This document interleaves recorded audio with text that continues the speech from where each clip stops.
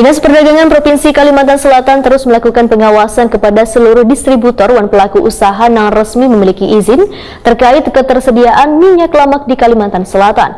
Tujuan dari pengawasan ini supaya menghindari kasus penimbunan minyak lamak yang kaya terjadi beberapa waktu lalu di Pelihari Kabupaten Tanah Laut, Banjarmasin.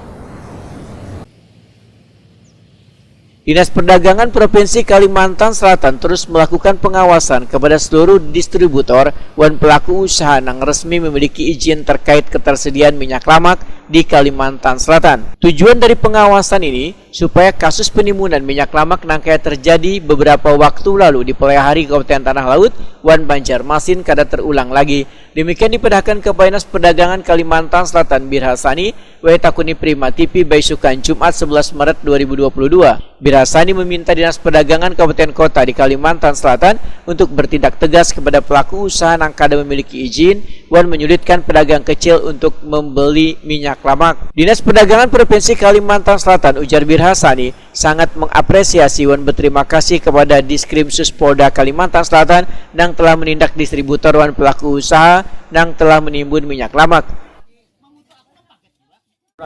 Ya, baik di tanah laut. Ya, tapi karena yang berwenang memberikan sanksi teguran itu adalah Dinas Kabupaten Kota. Begitu kami ketemu, kami susuri betul adanya, ya, maka kami surat rekomendasi kepada dinas yang bersangkutan untuk memberikan teguran.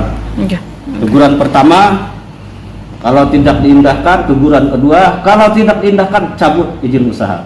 Itu sudah ketentuan. Jadi kemarin cuma dikasih untuk teguran pertama, Pak, ya? Itu yang mengawinkan tadi. Itu kasusnya di Pelihari. Oke. Nah, di Banjarmasin juga ada. Ini sedang ditelusuri. Sedang ditelusuri. Ada informasi akurat, informasinya petugas kita suruh telusuri siapa pelakunya. Kalau betul terjadi demikian, akan diberikan lagi nanti rekomendasi kepada dinas setempat, ya, Kota Banjarmasin, ya, untuk memberikan sanksi sesuai ketentuan. Birhasani berharap kejadian ini menjadikan efek jera bagi distributor dan pelaku usaha agar kada melakukan tindakan yang sama.